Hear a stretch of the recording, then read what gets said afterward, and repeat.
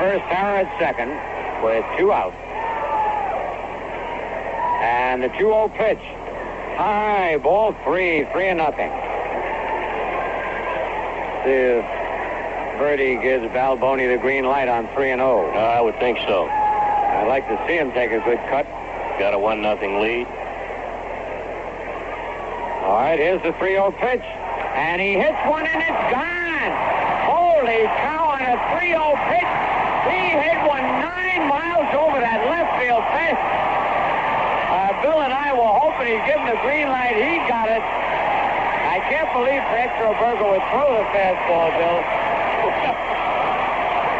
I think, Bill, you mentioned earlier, that's about all he's got. He's got the fastball, a little slider. Yep. And Verdi gave Balboni the green light, and he hit that ball at least 400 feet well over the fence in deep left center field.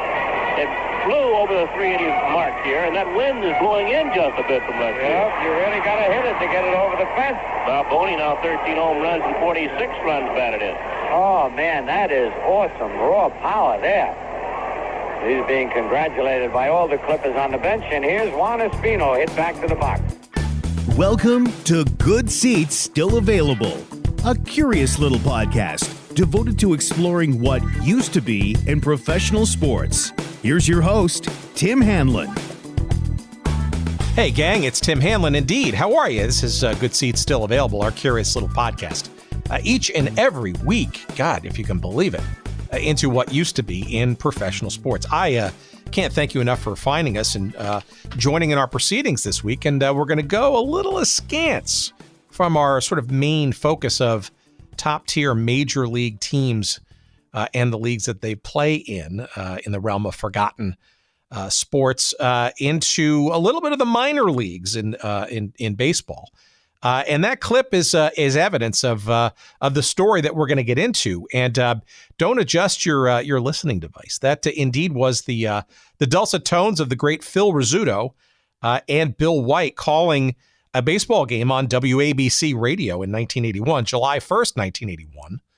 But if you've done your homework, you'll recognize that the Yankees weren't playing that day. It was in the midst of a major league strike by the Baseball Players Association. And the Yankees, along with all the other teams in Major League Baseball, were not playing. That game, however, that you heard, was that of a Columbus Clippers Triple-A International League game against the Charleston, West Virginia Charlies. And that's the topic that we're going to be getting into this week, is the Columbus Clippers of 1981. And it is the subject of a very interesting asterisk in professional baseball history. Our guest is David Herman, and his book is called Almost Yankees, The Summer of '81 and the Greatest Baseball Team You've Never Heard of. The Columbus Clippers were, at the time, the Triple-A affiliate of the New York Yankees. They were formed, the Clippers were, in 1977 as an affiliate of the Cleveland Indians. But in 1979, they became affiliated with the New York Yankees. And as you'll hear in our conversation with Dave Herman in a couple of seconds, really were established by George Steinbrenner and the Yankees organization as the preeminent Triple-A franchise in minor league baseball. And you'll hear in our discussion, it was almost a Yankees-like organization in terms of top to bottom management and players and a lot of back and forth of members of both teams going back and forth. As a matter of fact, as you heard in that clip featuring Phil Rizzuto and Bill White, you hear Steve Balboni, whose home run in that clip was memorialized not only in that broadcast, but Balboni went up to play a couple of years. Actually, he had played a couple of games with the Yankees prior to the break this strike summer, if you will. But Balboni went back to the Yankees for a couple of seasons and then went on to a couple of other exploits with other major league teams. Juan Espino, mentioned in that clip near the end, also had quite a bit of playing time with other major league teams, including the Yankees. So almost Yankees, those two indeed, Balboni and Espino, were indeed full-time Yankees. But you had a whole bunch of other players represented on this team and coaches that never sort of made it to that sort of hallowed ground, if you will. Frank Verdi, in particular, the manager of this Columbus Clippers, and successfully, by the way, Verdi managed this team to what became its third consecutive International League championship with the Clippers. But Verdi never really made it to that next level, managing not either the Yankees or, frankly, any other major league team. But this is an interesting story. The time of the Columbus Clippers, what a time in Columbus, Ohio. Not yet sort of the major league sports city as it is today with the Columbus Blue Jackets of the NHL or the Columbus Crew of Major League Soccer. But the Clippers really had a good month and a half, almost 2 months of unadulterated spotlight as being basically the Yankees' minor league version. And it helped fill time for a lot of major league fans looking for professional baseball. And the Clippers are probably the best example of a whole bunch of minor league teams, kind of getting some very white hot spotlights on them as fans of baseball were looking for the national pastime to replace what was a dormant Major League Baseball season until at least August, when the big time players came back. We're going to get into all of that. It's a very interesting story. It's one of obviously childhood reminiscences, one of Columbus, Ohio, and one, frankly, of a team at the highest level of the minor leagues that effectively were or was Major League Baseball, if you will, in replacement for a month and a half's worth of Major League Baseball that had taken a siesta, shall we say, for various issues of labor relations. And we're going to get all of that with our guest, David Herman, in just a couple of seconds. And it's a fun and interesting conversation, and the book's really cool, too. So we encourage you to listen to that. And before we do so, however, we're going to call out this week's great sponsor, and those are our friends at Streaker Sports. At streakersports.com. And we've got a promo code for you when you go to streakersports.com, and that's Good Seats. And you're going to get 10% off all of your purchases when you go to streakersports.com. They call themselves, Streaker Sports does, the purveyor of sports culture. And there's whole bunches of great stuff there. But one area that we encourage you to take a look at is their defunct leagues section. And you'll find that in their little special collections quadrant there on the website, streakersports.com. And they've got some really cool shirts that are devoted to various teams in leagues that we love to focus on here. The Major Indoor Lacrosse League being one of them, the World Hockey Association being another, the USFL, that great football league that we've spent a couple of episodes on. They're represented in full regalia here at streakersports.com, as well as the ABA, the Old American Basketball Association. And that's just a slice of what you're going to find at Streaker Sports, the purveyors of sports culture. But we love those areas in particular. And if you find one of those great shirts, and they're tremendously crafted and created, and they're well priced. But look, you're going to get even better pricing because you're a fan of this show. Why not take advantage of that by using the promo code GOODSEATS at streakersports.com? And you're going to get 10% off all of your purchases, whether it's in the defunct leagues section of the site or anywhere else for that matter. At streakersports.com, use that promo code GOODSEATS and get, courtesy of us, 10% off all of your purchases. We thank Streaker Sports for their sponsorship of the show, and we thank you for giving them a try. And, of course, we thank you for giving a listen to our great conversation with David Herman and their great story about the Columbus Clippers of 1981, the story about them, the almost Yankees. Enjoy.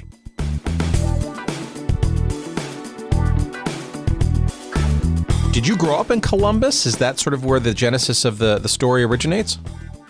I partially did. I was born in the South Bay in California. My dad was a hospital administrator. My parents had roots in the Midwest. My mom grew up in rural Indiana listening to Chicago Cubs games on the radio in the barn. My dad was from Chicago, and we had a chance to. They had a chance to bring the family back closer to some of our other family there. And my dad got a hospital administrator job in Columbus. So when I was 5 years old, we left. and moved to Columbus, Ohio, and I was there for 5 obviously very formative years, which left an impression on me. And one of the subplots of this book is that I really got into baseball. I mean, I just went crazy for this team at age 11, and then we moved away in the middle of the pennant race. We left. We moved back to California, and so I had, really for a long time, little to no idea of, whatever happened to this team and these players. Some of them went on to major league careers, and I knew something of them. And I think a couple years later, I went to the library and looked in a reference book. But I mean, I was just a kid. I wasn't very savvy. I couldn't just flip up the laptop in 1981 and check and see how they were doing. So there's a big part of this book that's kind of unfinished business. Whatever happened to my childhood heroes. So that's the Columbus angle from when I was 5 to when I was 11.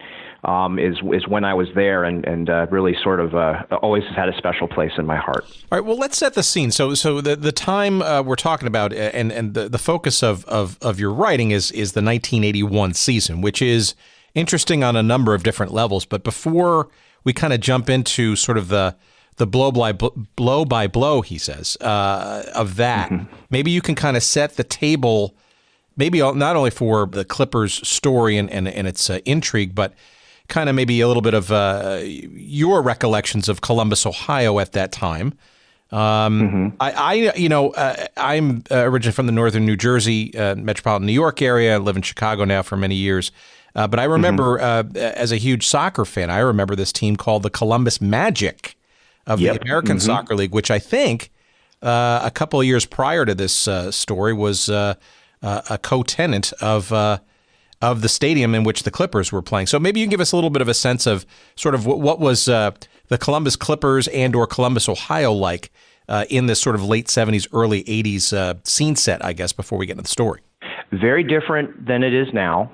I feel like Columbus, and I was just a kid, but my memory of Columbus is that it was a little bit more of sort of a sleepy town, but it was starting to, it was on the move in the early 80s.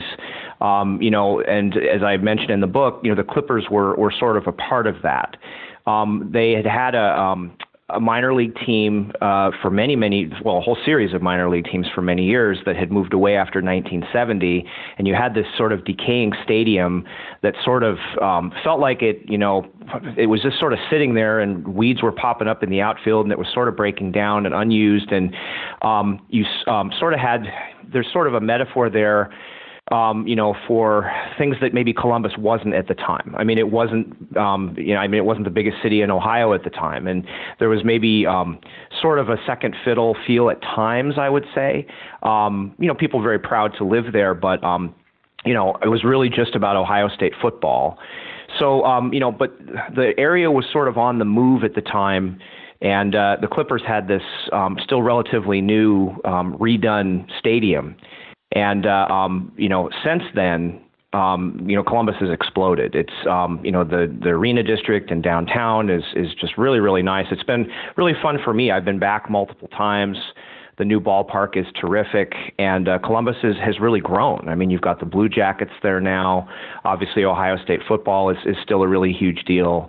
The Clippers have played in national title games for the minor leagues, so it's definitely been on the move and has come a long way since late 70s, early 80s, I would say. Yeah, and the Columbus Crew has defended themselves from being moved almost in the dark of night by Major League Soccer. So there's some feistiness there too, which I think which is good because it really helps cement the sort of the major league desire and status of Columbus as its own supportive metropolitan area for pro sports teams. So maybe you could describe sort of this stadium. It is, I guess, generally known as, or was officially known as, Franklin County Stadium, but yes. It was also called, or maybe it was actually called Cooper Stadium, right? Was that the name of it?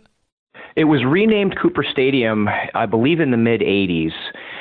There was a really interesting situation that happened where it appeared, the stadium's, about to fall down, and, the local transit authority is looking at the space and thinking, wow, a bus barn would be really great there. And, it's baseball in Columbus, which has this really long history.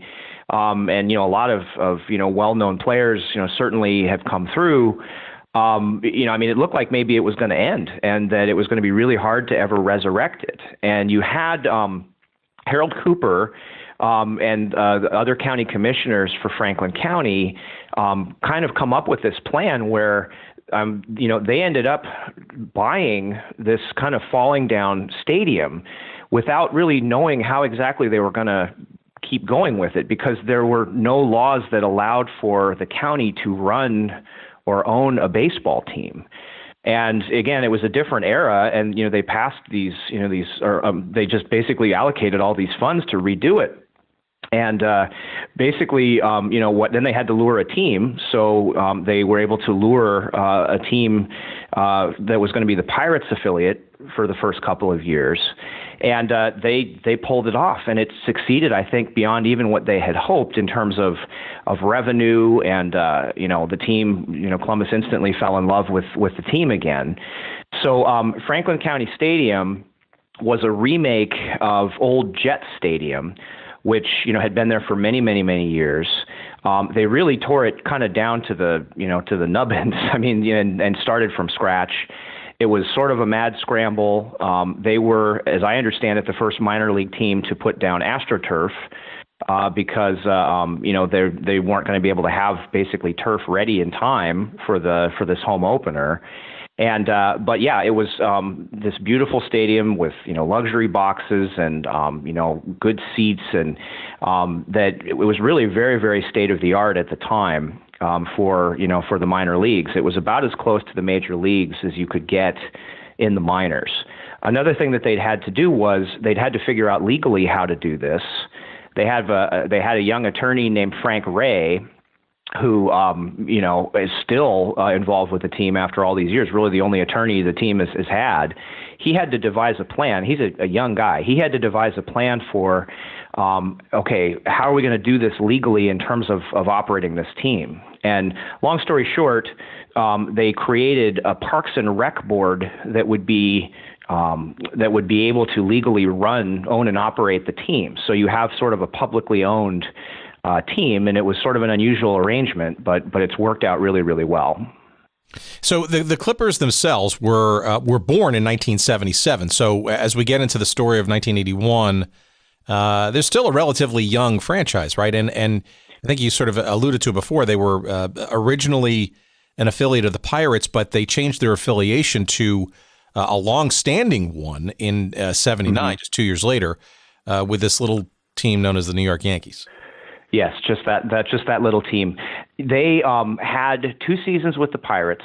It's kind of interesting because the Clippers name, a lot of people might think, well, Yankee Clipper, that must have been connected to their affiliation with the Yankees. It was not. They had a name the team contest, and a panel picked the name Clippers.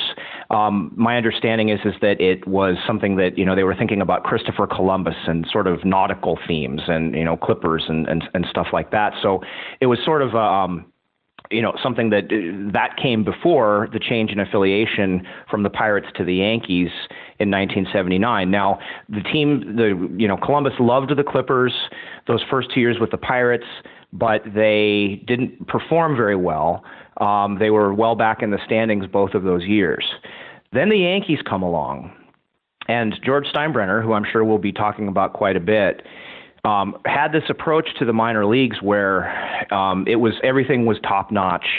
Way more coaches than you would usually have, the best uniforms, the best facilities. And his minor league teams, it was a very high priority for him that they be successful. However, he was addicted to signing high-priced free agents and really didn't have much trust for your younger players. So he would stock his minor league teams with major guys who had major league experience and very talented young players, but they had very, very little chance of advancing up to the Yankees. And so that's another part of the one of the themes of the book. And when I went back and studied this team as an adult, that's one of the first things I realized was, wow, these guys were stuck.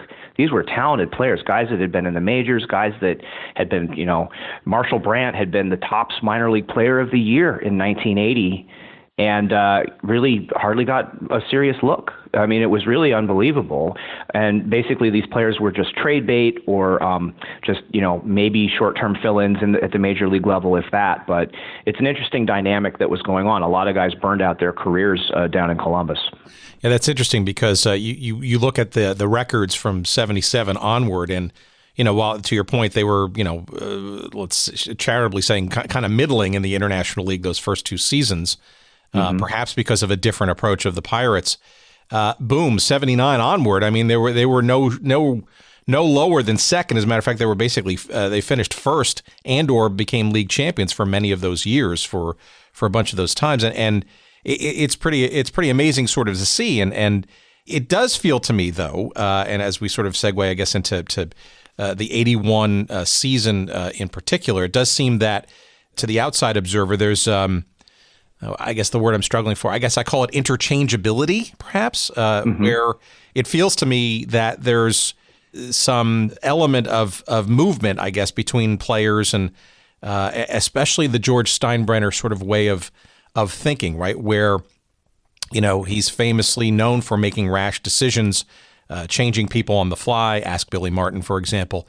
Sure. And players too, right? And I guess knowing that you have a more, shall we say, strong and stocked minor league, at least Triple-A team, it almost feels to me that Steinbrenner would feel a bit more cavalier about being able to sort of threaten and actually execute, not physically, people and trades, right, to move people around with some level of fear and authority.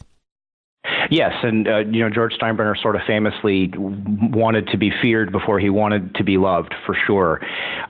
Sure, I mean, there were players that moved up and down a lot, especially as the 80s kind of went on. There was sort of the idea of the Columbus shuttle.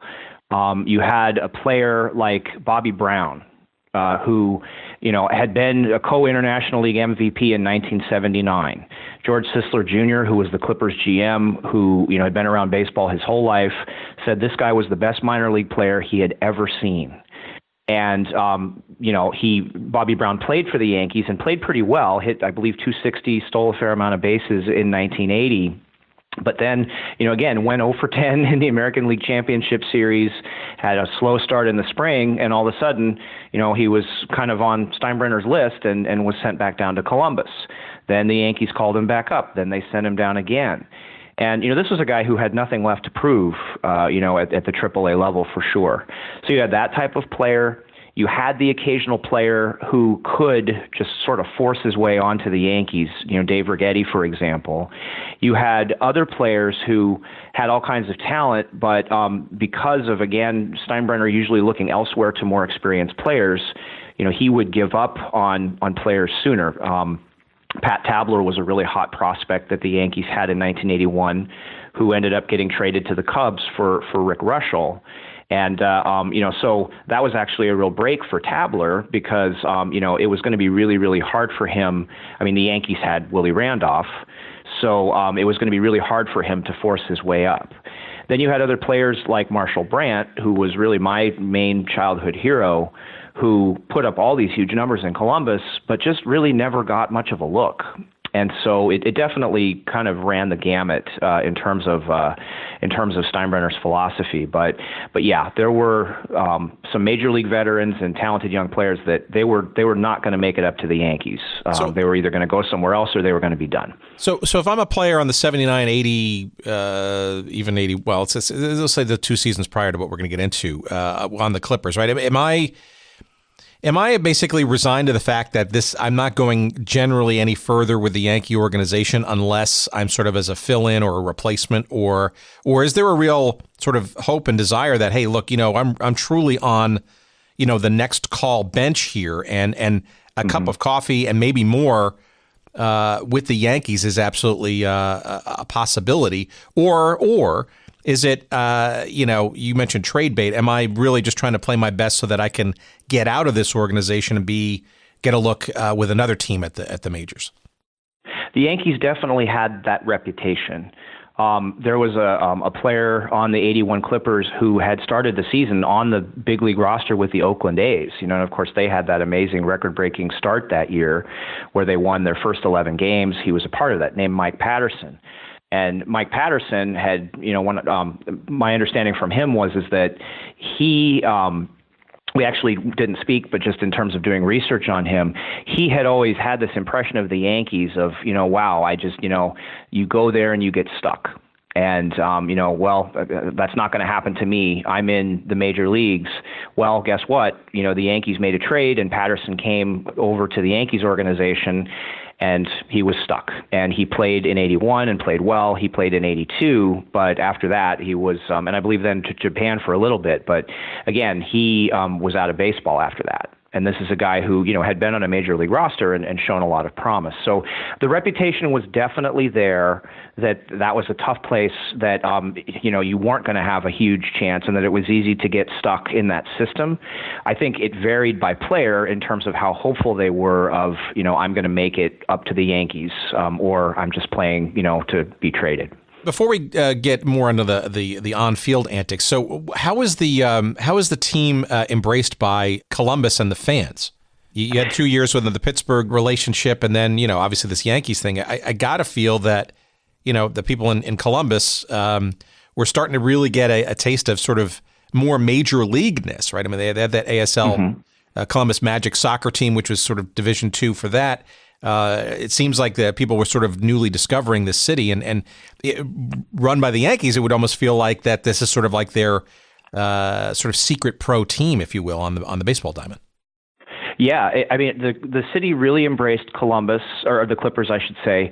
They drew really well. Their first season, they outpolled the Oakland A's. Now, again, that was a kind of famously poor Oakland A's team that had been gutted. But still, and they were, I think, they were pretty close to setting a minor league record in that first season for attendance. I think maybe they had the third or fourth best ever.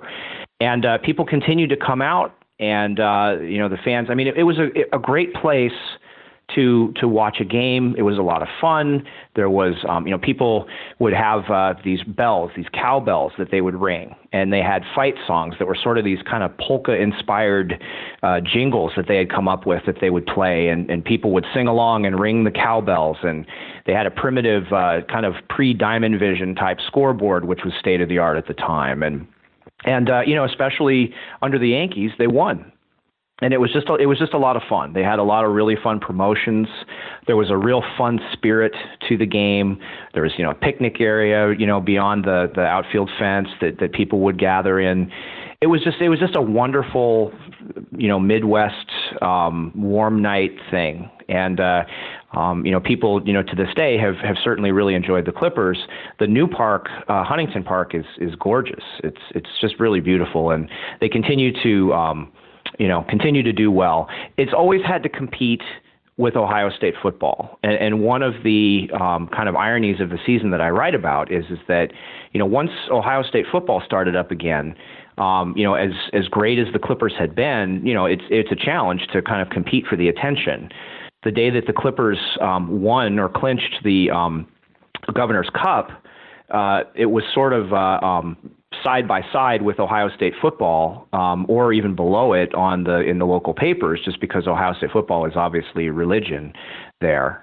So definitely something that has had to compete with Ohio State football, but that has been beloved in Columbus. All right, so let's talk about the International League of the late 70s and early 80s, and we'll use that sort of as the scene set for not only the season, but also sort of what's going on sort of in the background with the thunderclouds of Major League Baseball. But so describe the International League and Columbus's sort of a place in it. This is a Triple-A league, one of, I think, two at the time, right? I believe so. I believe it was just the Pacific Coast League. Well, let's see. Pacific Coast League American Association also? It could be. I apologize because now we're getting this is the reason why we don't spend a whole time in minors, because it's such a convoluted kind of way. But obviously, these are the top tier minor league teams of Major League Baseball, right? And Columbus really kind of just went from middling to supreme literally in one season from starting in 1979. So maybe a little bit of a sense of sort of the momentum, and they were basically coming into the 1981 season. They were two-time defending league champions.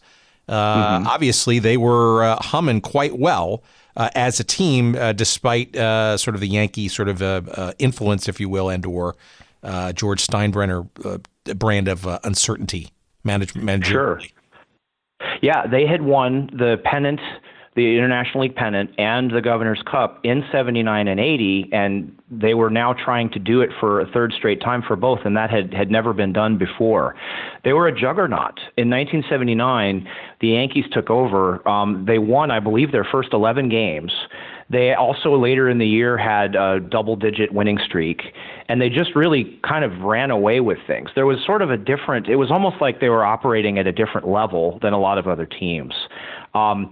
A gentleman named Bill Emsley, who was a longtime umpire in the International League, I had some great conversations with him, and he used to talk about how, he would umpire in all these different cities, and, the Clippers would show up and they would have, just this whole entourage and, all these coaches, and it was like a whole different thing. And, there was kind of this attitude of, oh man, well, you guys, why can't you guys just be like everybody else? They were loaded, and they were loaded with talent. They had very talented coaches, and it was, again, there were some good other teams in the International League. There were also some that had fields that, they just weren't quite optimal. Let's put it that way. And when you put them next to Franklin County Stadium, it wasn't even close. Places, again, God bless Charleston and Toledo and places like that. But at the time, the fields were pretty rough and certainly not up to the same standard. But yeah, they were a classy, top-notch operation. There just wasn't a lot of upward mobility. Yeah, and you're talking about teams that are the Triple-A affiliates of the Atlanta Braves, the Mets, the Orioles, the Indians, the Red Sox, the Blue Jays, and the Twins. And yes, to clarify, there were in 1981 three Triple-A leagues, and arguably a fourth if you consider the Mexican League off season as well, which is operated sort of at a Triple-A level as well. But these are obviously the next cups of coffee for folks within these organizations, albeit differently run, as you hinted at before. But it seems to me that a lot of the talent on the Clippers were, I don't want to say cemented, but certainly were expected, I guess, by this point, by 1981, to be kind of competing and or not, if not outright winning championships, which is almost sort of an odd sort of feeling. I mean, obviously, in minor leagues, you're playing to win and obviously trying to play to, get found by the talent scouts to go to the next level. But to your point earlier, it seems almost like it almost feels like an expectation at this point that this is going to be, come hell or high water, a championship caliber team, albeit a triple. Oh, absolutely. Yeah, I'm sorry. Absolutely. I mean, if you look at just a couple of the positions. So again, I mentioned Marshall Brandt. This was a guy who tops minor league player of the year in 1980, big home run hitter. Here was a guy who he didn't even have a well-defined role at the start, because you had Steve Balboni, who'd been the MVP of the Southern League, who hit 21 home runs in his first 39 games for Nashville the year before, and Sports Illustrated came, and he was already a minor league legend. So they're both on the same team, end up trading off first base and DH. You've got Dave Righetti on that team. Now, he'd had a setback year in 1980, but he'd already pitched in the majors and had all kinds of talent. John Pasella was somebody who was set to start the season in the rotation for the Padres. Was looking to be and figured to be their number 3 starter. Just at the end of spring training, gets pulled off a bus and with Jerry Mumphrey and told, well, you've been traded to the Yankees. So, instead of starting the season pitching against the Giants at Candlestick Park, he's coming on in relief in Charleston, West Virginia. And this is a guy who had a full season with the Mets before all this. So he was in a fight for the last spot in the Yankee rotation with, guys like Andy McGaffigan and Gene Nelson. I mean, guys, these were talented guys that ended up having long major league careers, and that rotation for the Clippers was really arguably better than that Padre rotation that Pasella had left behind. So, yeah, I mean, they were absolutely loaded. There was certainly an expectation. And then when they stumbled at the beginning of the season, they went 9-11 in their first 20 games. There was a real sense of what's going on, what's wrong.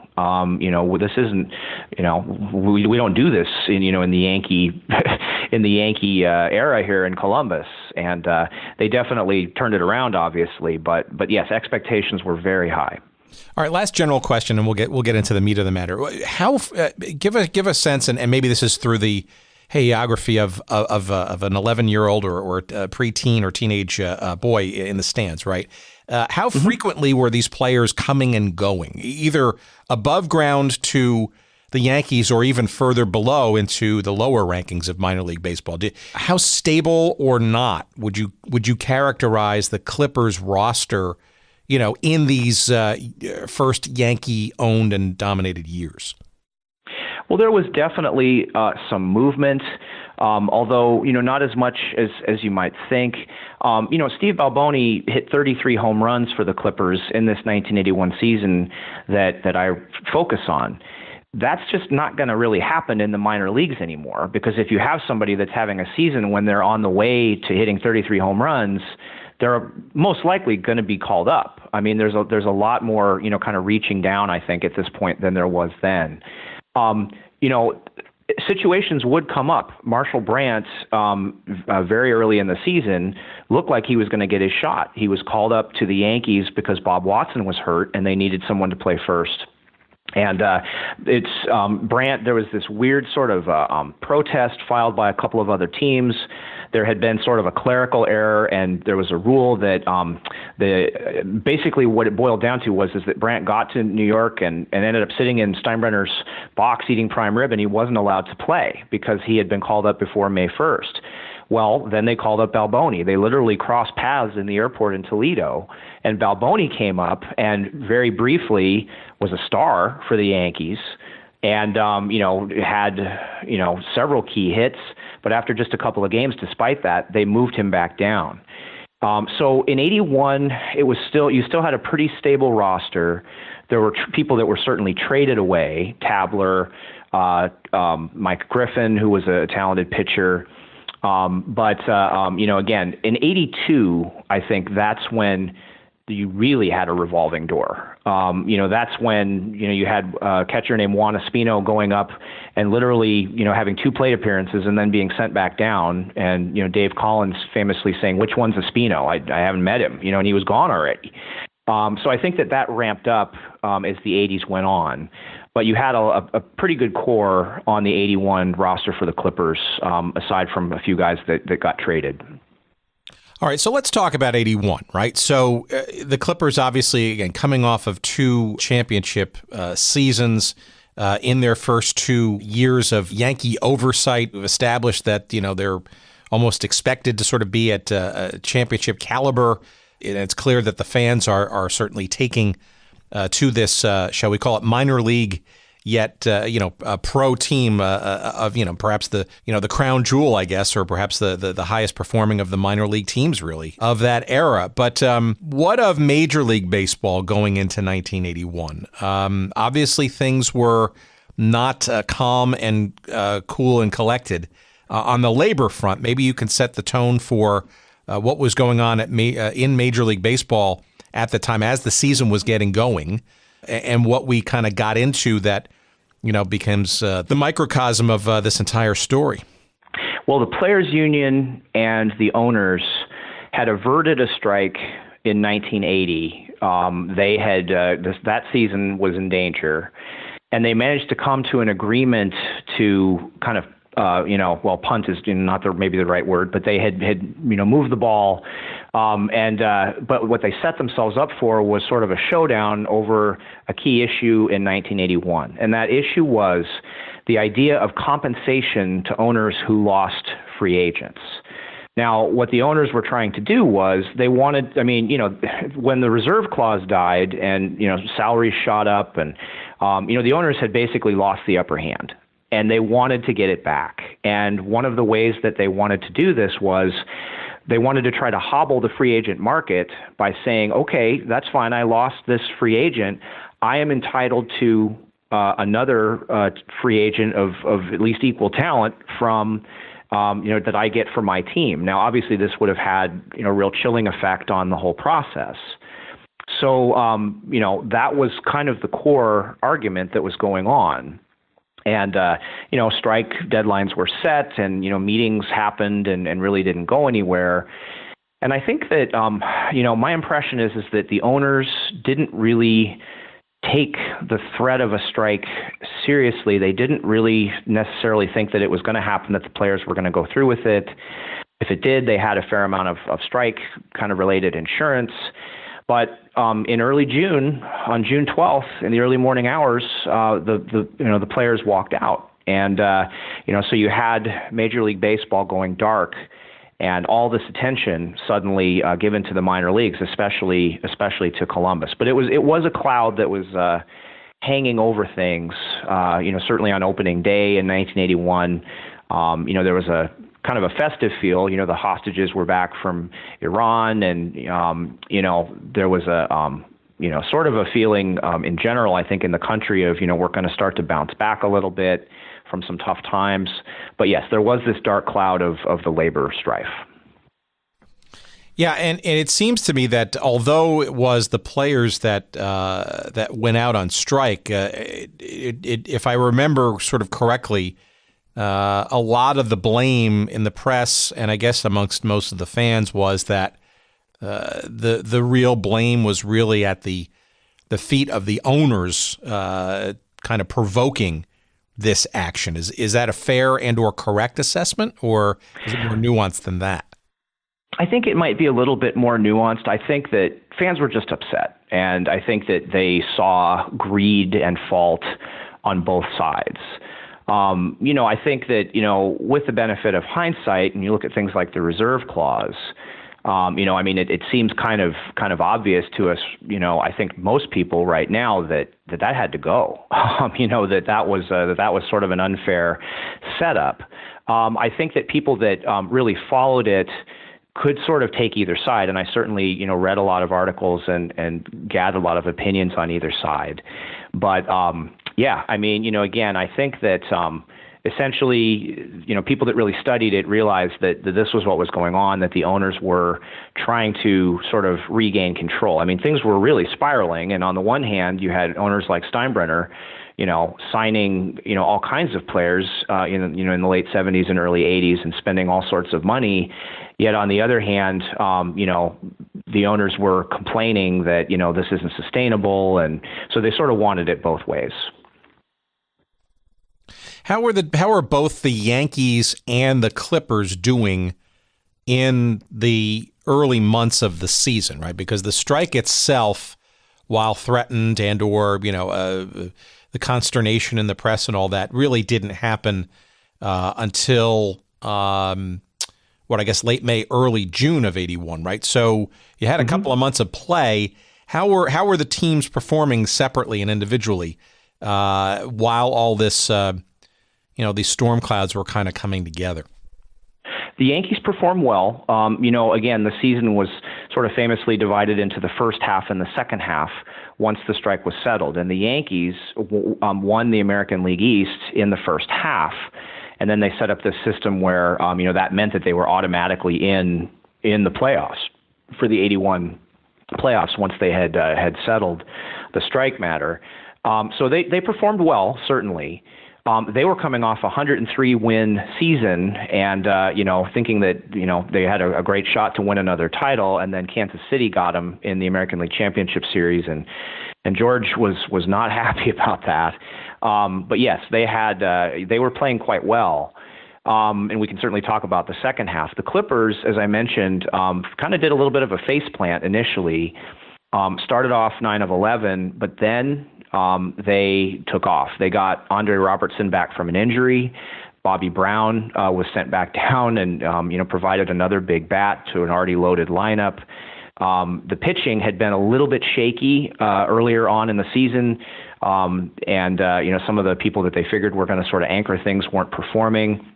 But that started to come together, and the Clippers just absolutely started to dominate.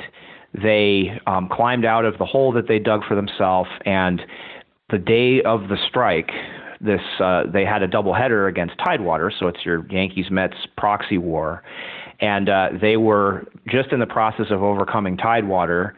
And for a while, when all of a sudden they had all this attention, I mean, they really were dominant. So they had started slowly, but they were playing very, very well in the days leading up to the strike, certainly.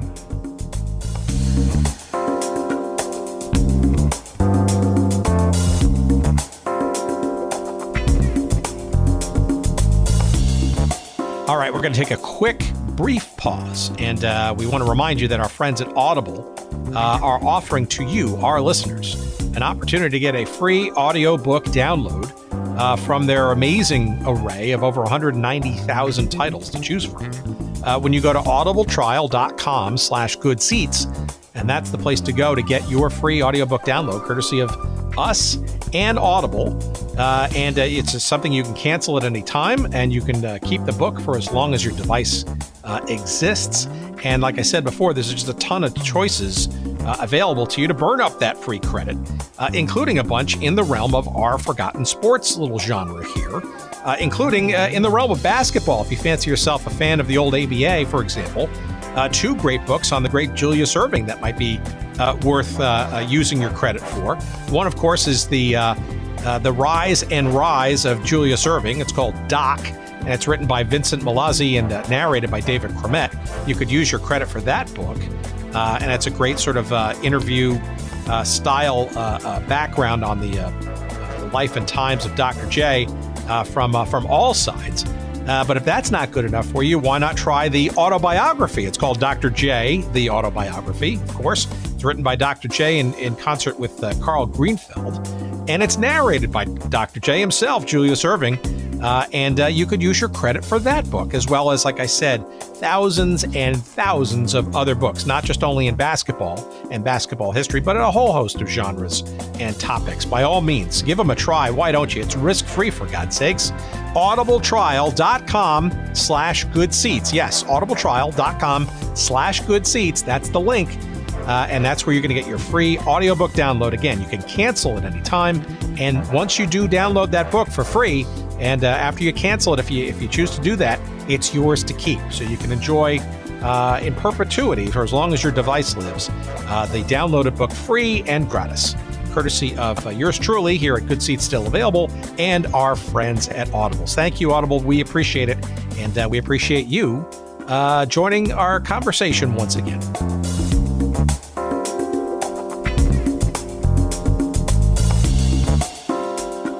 Well, let's talk about the days leading up to the strike, right? So the strike itself began in earnest on June the 12th, right? So you had a couple of months of both sort of seasons kind of underway and lasted all the way until the end of July of 81. How does this sort of play out operationally? What happens to the Clippers in the midst of this? Obviously, the Yankees, part of Major League Baseball, they're on strike. Give us a bit of an insight into the mind, if it's possible, of Steinbrenner et al.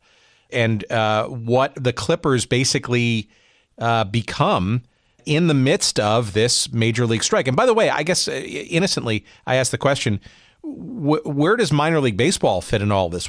Is there no ability and or what can players, the players playing in the minors have to be thinking, geez, why are we playing when our major league compatriots are striking? And organizationally, it's obviously different, but it's got to feel like an odd feeling, right, when the big show isn't operating and yet you're sort of still pining away in the minors having to play.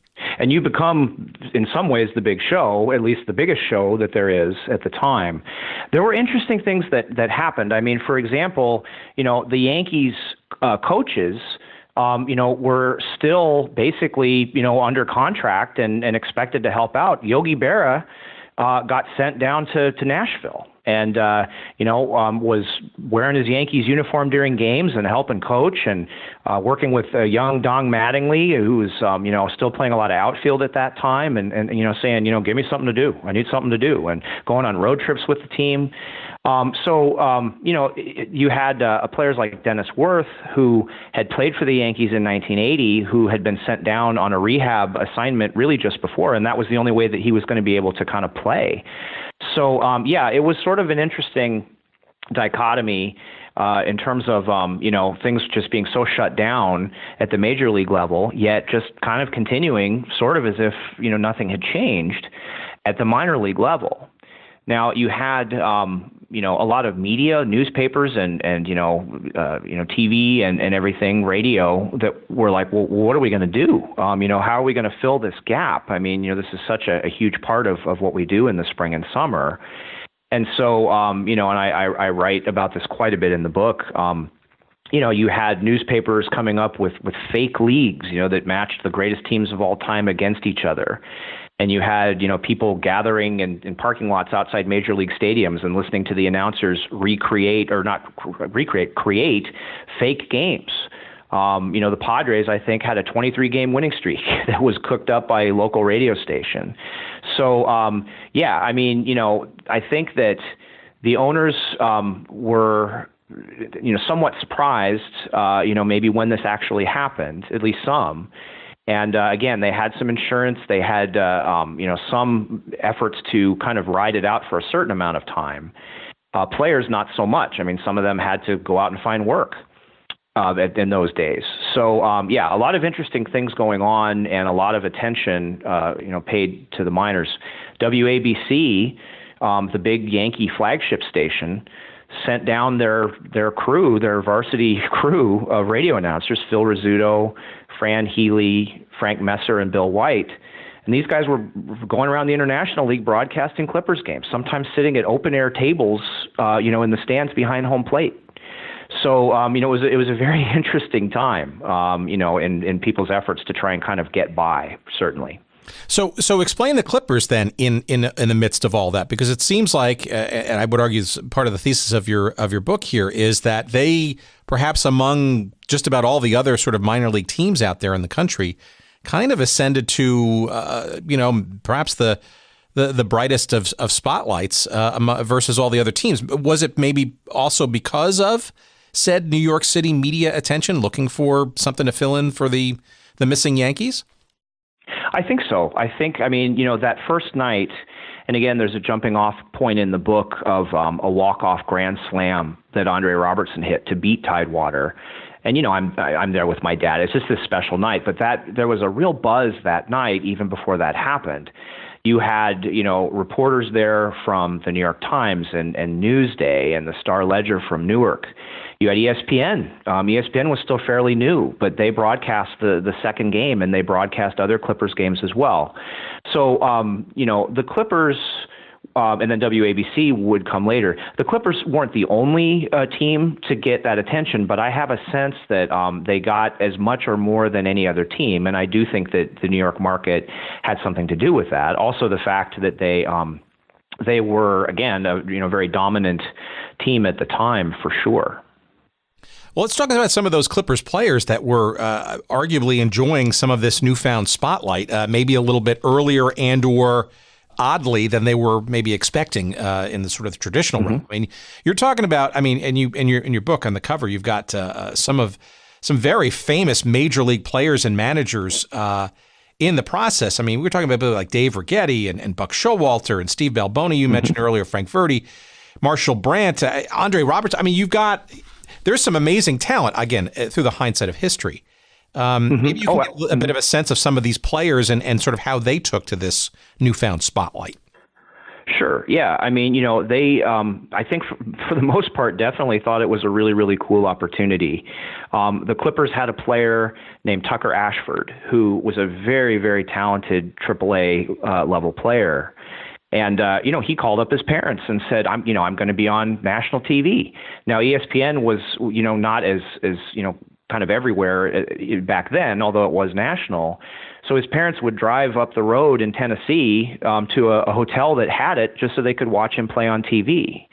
And, it was a real kind of thrill. I mean, there was definitely a sense of, this is a chance for some exposure that we're not usually going to get, not just because we're in the minor leagues, but also because we're sort of buried in the minor leagues in this system.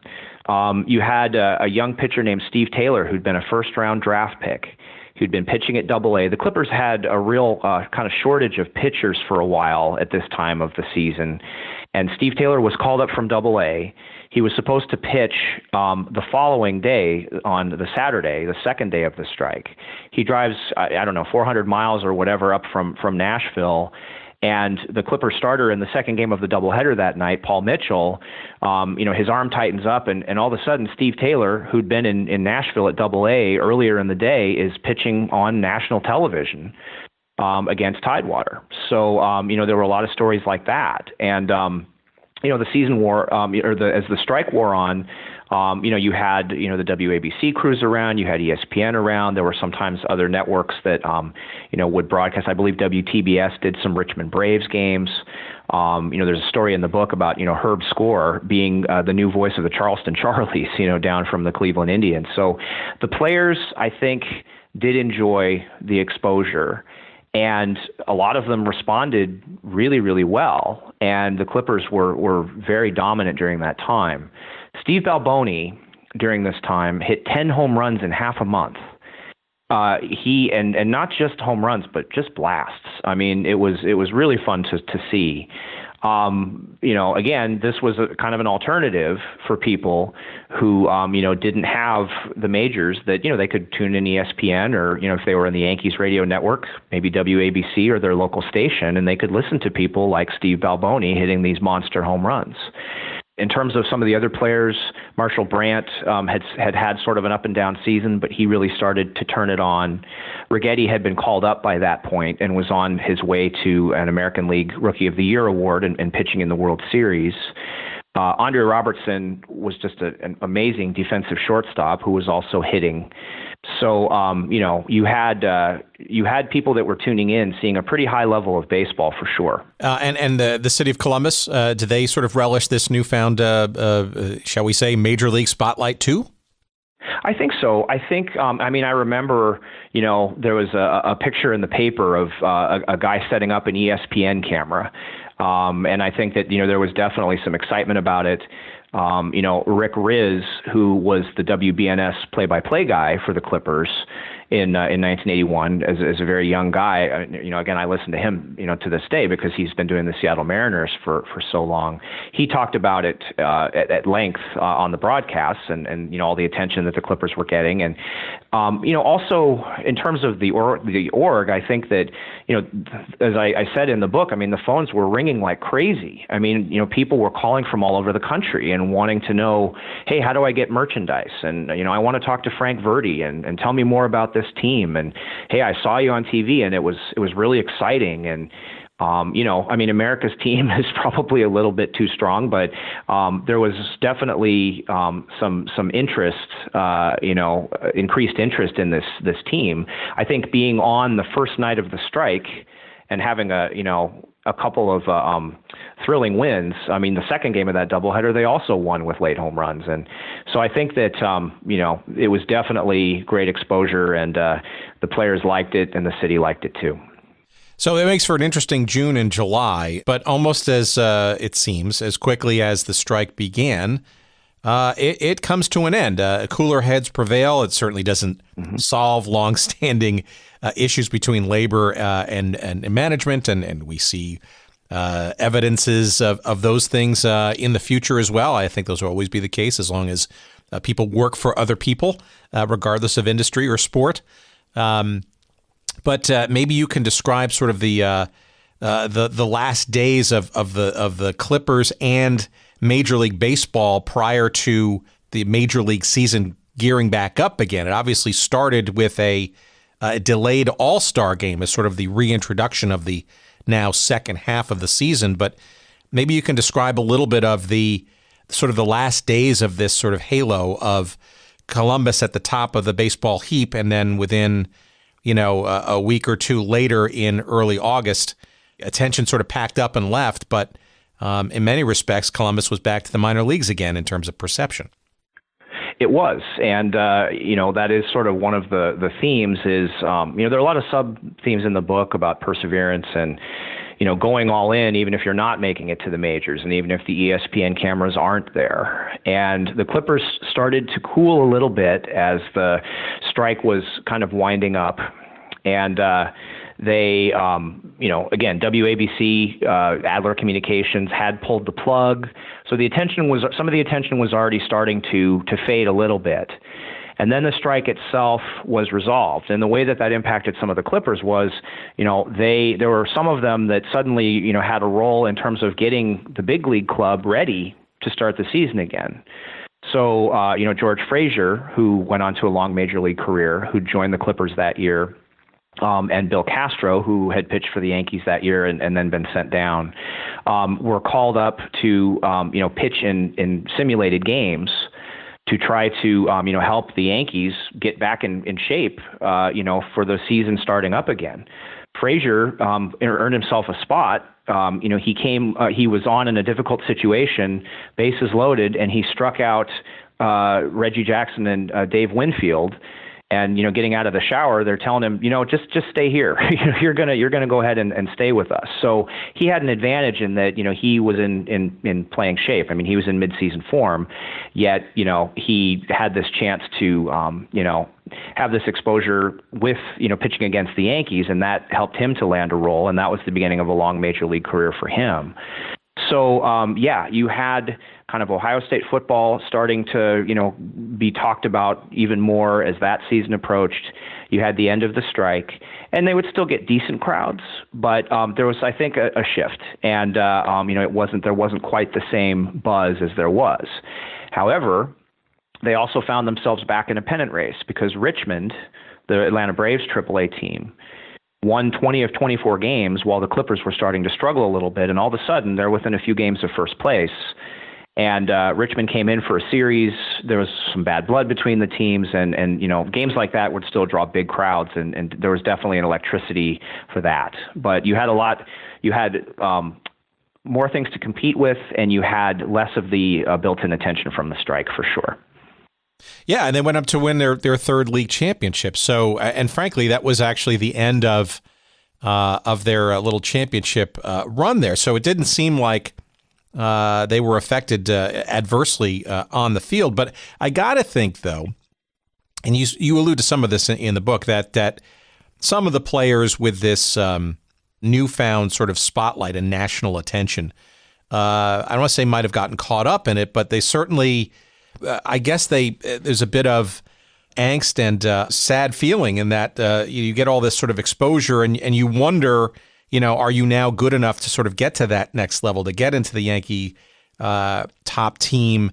And yet, here you are reminded come early August that you're still in the minor leagues. And, some of the players that we talked about, right, certainly went on to some substantial major league careers, but quite a few others, this was, really this was their taste in the limelight. They never really did get to that show. And so maybe you can kind of describe a bit of I call the dichotomy of sort of the players of this team in '81 really sort of thrust into some major spotlight, some of whom continued along their way into the process of Major League Baseball.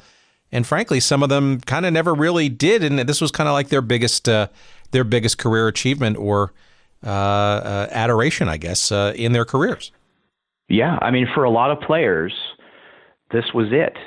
And for Frank Verde, the manager, Frank Verde, as I write about in the book, had a Moonlight Graham type moment, in the majors back in 1953 with the Yankees, and now just like the players, I mean, he wanted to get back to the majors too. And he used to talk about how, I think there was a sense that, he probably had missed his chance, although he really had hoped to maybe be called up, by the Yankees and be made a coach or, bench coach or something like that. But, he used to talk about how, he'd look around this beautiful, Triple-A stadium in Columbus and, all the, great success of the team. And he would say, this is my major leagues. And, I think that it's interesting that different players sort of responded in different ways. I mean, the team played great for the most part during all this attention during the strike. But you had a player named Wayne Harrer, who was a outfielder, usually center fielder, left field, hit leadoff a lot for the Clippers, who actually was struggling with injuries, and he gets this chance to be in the national spotlight, and he's struggling. This is a guy who hit .350 for Pawtucket in 1977 and won the International League batting title, and the Red Sox didn't even invite him to spring training. Again, not a guy with a lot of power. So he's, basically settled in. I mean, this is it. After the cameras had packed up and WABC wasn't there and there was this, different kind of shift, he played maybe the best baseball of his career. During this key showdown series with Richmond, he delivered a game-winning hit.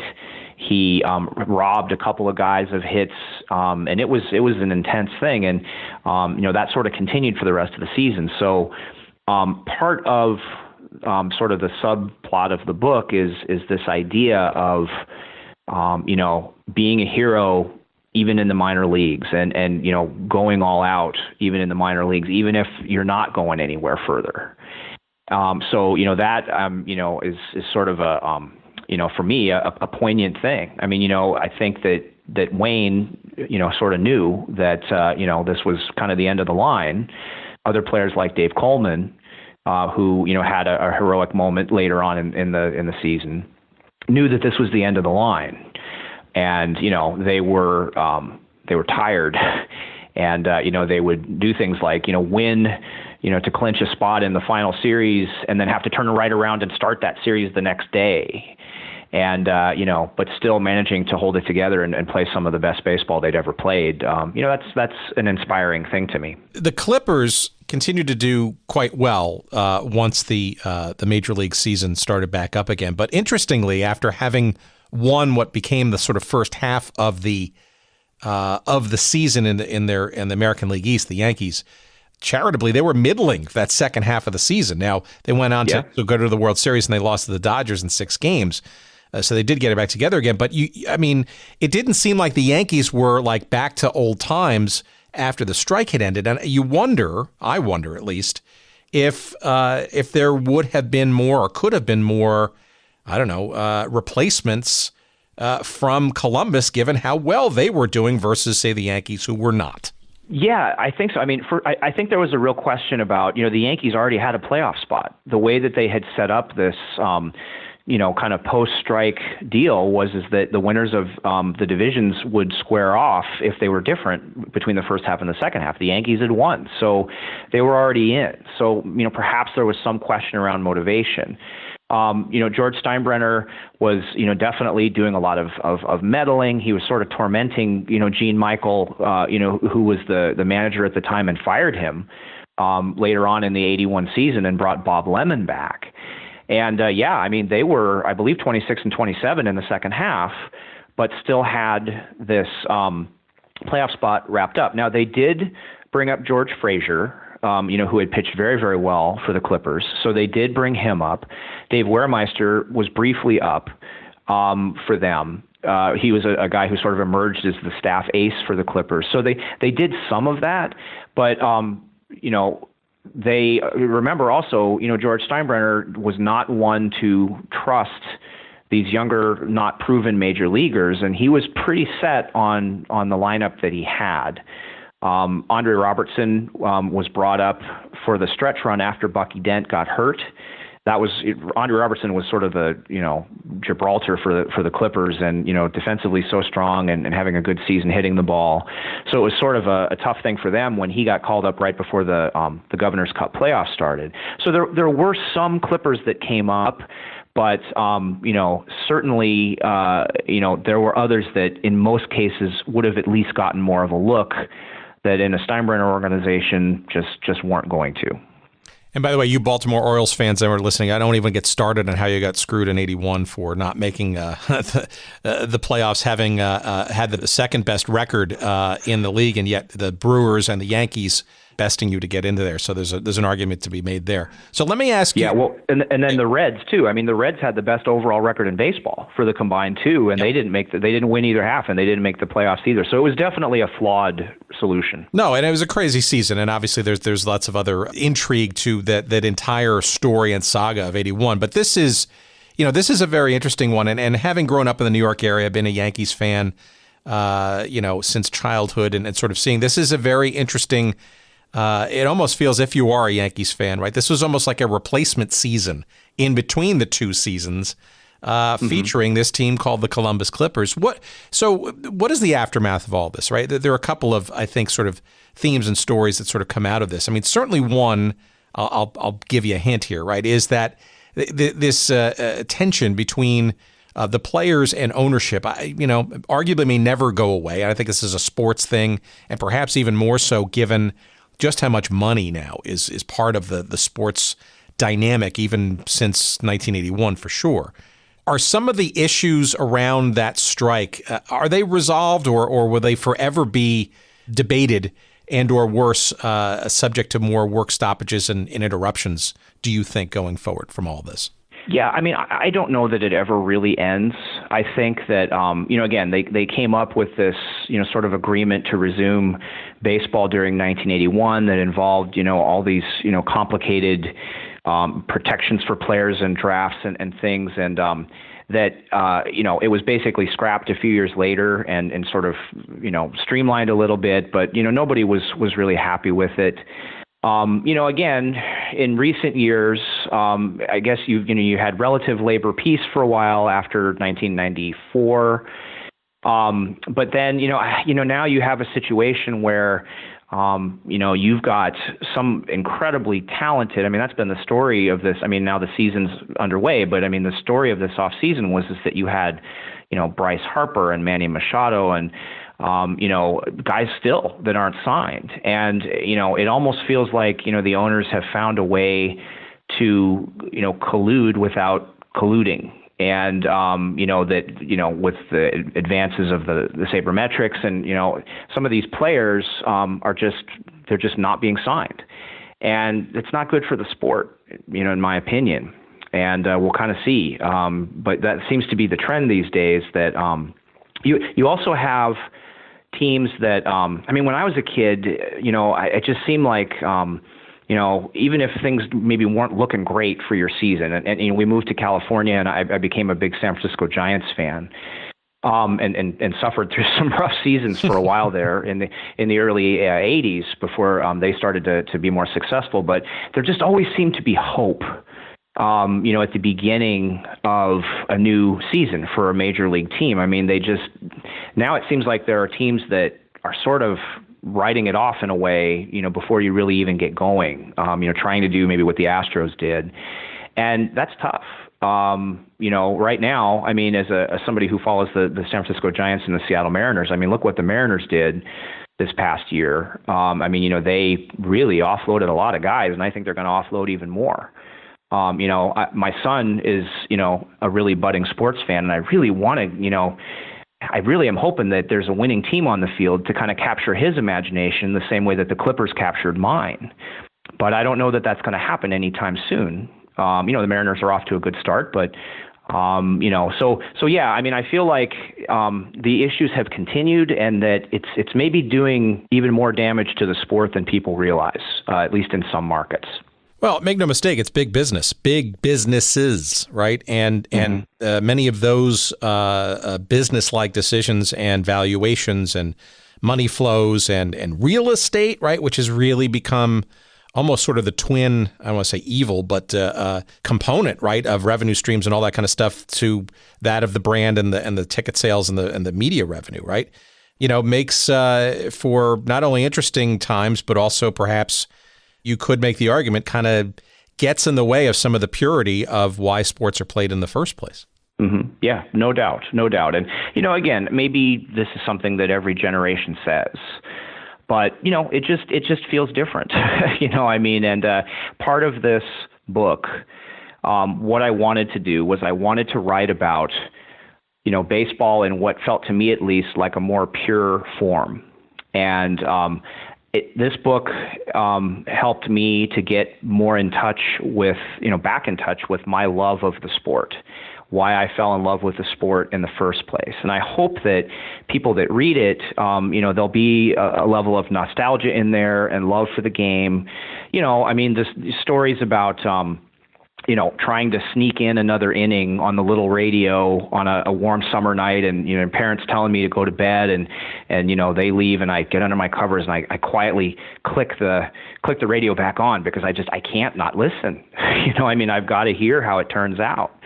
That is something that I think, that a lot of us miss, that just sort of just love and passion for the game. Some of it's youth, but, life gets in the way sometimes and you get busy, and, it's sometimes hard, the big money gets involved, and it's hard to enjoy the game, I think, sometimes as much as back then. And I wanted to kind of write about that, how a team can just grab you when you're that age, and the stakes can seem so high, and you kind of live and die by it. All right, I got two last questions for you, and I appreciate your time thus far. So you interviewed a ton of players, actually just about all the players, right, and managers, and about this process. Right? I just want to get a sense of how they all felt about all this. Was it warm and fuzzy and nostalgic, or were some kind of little, bitter or put off by the fact that they kind of never made it to the next level? Or I'm just curious as sort of the general themes that you got from the actual participants in all of this. And I did manage to track down, I want to say something like 29 of the 37 players that had been on the roster that year. For most of them, they were great. They were willing to talk about it. It was a winning season and there were a lot of good memories. I think it was a good group of guys. I know it was a good group of guys. And, I think that a lot of them really enjoyed the walk down memory lane. Now, there were some guys that I either couldn't find despite my best efforts, or who I'm pretty sure I did find, in terms of leaving a message somewhere or writing a letter, who I just never heard back from. And, one of the things that I had to remember is, I'm sitting up in the stands and listening to the radio and loving this. But, for some of these guys, this was not an easy season. For some of them, it was literally their last season in professional baseball, maybe the end of a dream. Maybe they were going through some difficult things. I think that it was bittersweet. I went down to Santa Rosa, California. I had tracked down Marshall Brandt. Now, again, this is my childhood hero, a hero in Columbus, the only Clipper ever to have his number retired.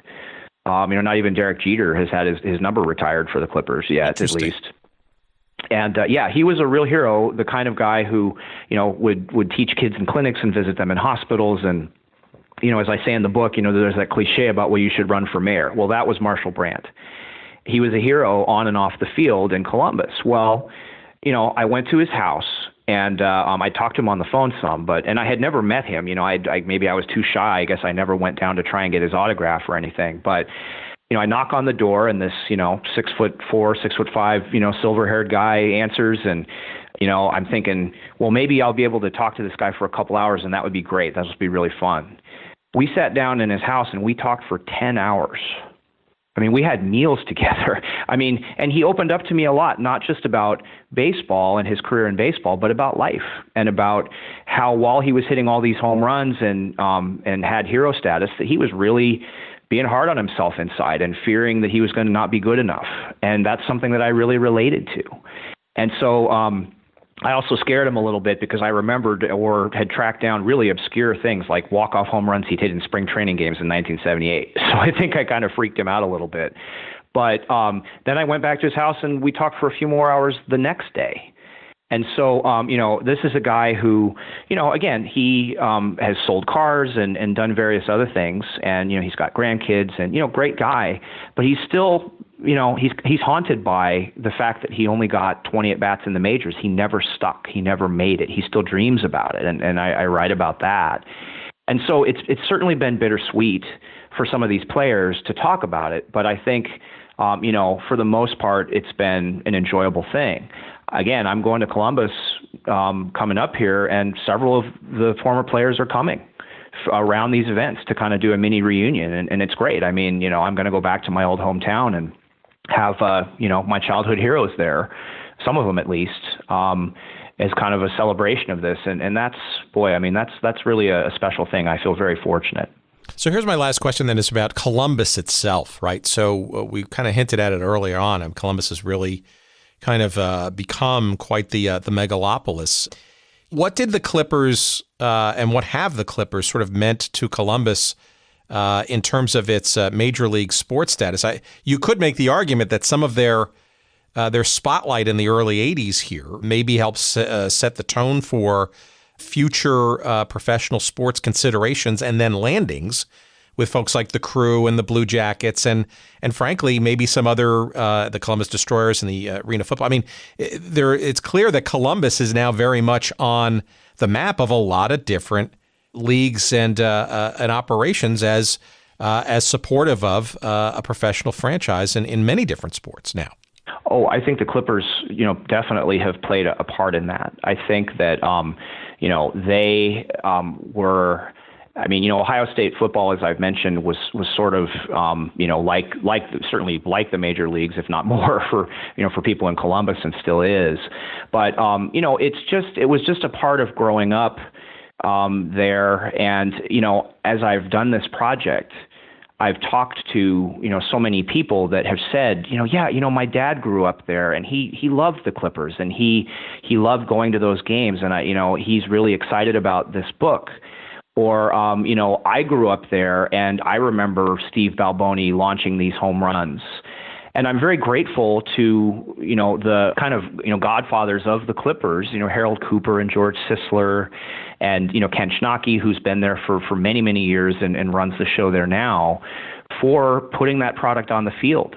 I share in the book about how baseball was a real friend to me that season and since, and a real way for me to bond with my dad. And so yes, it's been very dear to Columbus, and definitely has paved the way for teams like the Crew and the Blue Jackets and others as well. But I'm very grateful for it. It came along at a really important time in my life, and set me on a course to being a lifelong baseball fan, a sports writer, and always having warm memories of Columbus, for sure, even though I was only there for a few years when I was a kid. Here I am still writing books about it. So a special thing for sure.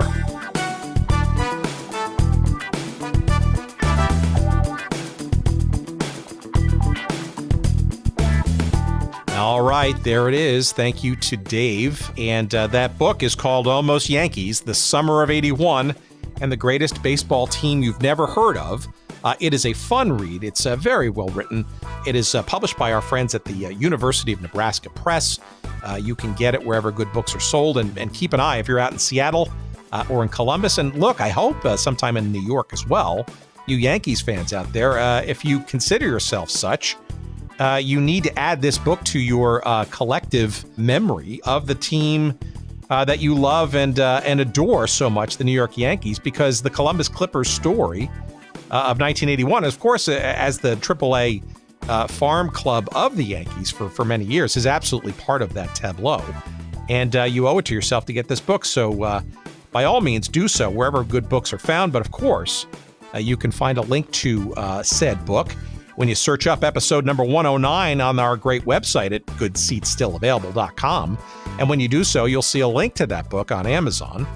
And by clicking the link there, you'll be giving us a couple of shekels. It's a very easy and painless way to kind of help support this show and obviously help our authors sell a couple more copies of their books, for God's sake. So by all means, go there early and often and click on that link to buy this book and all the other ones that we feature on this here little showgram. And we appreciate your doing so. And we also appreciate you tooling around our website generally, too. Again, it's goodseatsstillavailable.com. And not only are you going to find all of our old episodes for you to luxuriate in and enjoy, download, do whatever you want with them, for God's sakes, but you can also send us some email. Of course, our address is hello@goodseatsstillavailable.com. But if you can't remember that, just click on the link and you'll be whisked away to an email form, and you can connect to us that way. You can find all of our, he says, social media links there, but we can also give those to you directly now, and that's Twitter. You'll find us at Good Seats Still. That's where we are on Twitter. You'll find us on Instagram at Good Seats Still Available. If you're on Facebook, I'll question your sanity as to why you still go to Facebook. But for whatever it's worth, we'll still stick around on there for the time being, and you'll find a page devoted to us there too. Under duress, I guess. And you will also find our newsletter link there. You can sign up for that there. All of that stuff and more at goodseatsstillavailable.com. We're trying to build out, and we will soon, more of a merchandise and shopping area. We're going to feature some more products and services in addition to the ones that we feature as sponsors now. So keep checking that site early and often, will you? And we'll hopefully delight you with some fun experiences and opportunities in the weeks and months to come. One last thing is our friends at Podfly Productions, in particular, of course, our good friend, our good doctor, Jerry Payne, who painstakingly, wink, wink, nod, nod, puts all of our collective pieces together to make this show sound somewhat tolerable. And we appreciate him doing so this week and every week. And you will too, if you want to get into the podcasting game. I'll question your sanity there too. But if you do, no better place to kind of get your sea legs with great production and direction from Podfly Productions. And you can find more about them at podfly.net. All right. We thank you so much for listening. Take care until next week. We bid you a fond adieu, and we'll look forward to serving you with another great episode coming up then. Take care until then. Bye-bye.